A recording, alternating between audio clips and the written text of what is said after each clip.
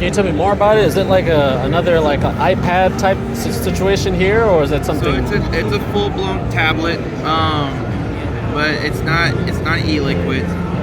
I know a lot of people think it's e-liquid. It's not e-liquid. So ours is like multiple layers of LCD screens, and then we run it through a machine where it cuts. It puts that matte finish on it. So this is all screen. There's no film. There's no screen protector on it. Wow. And then with that outcome, it helps reduce blue light and anti-glare. Nice. That works well.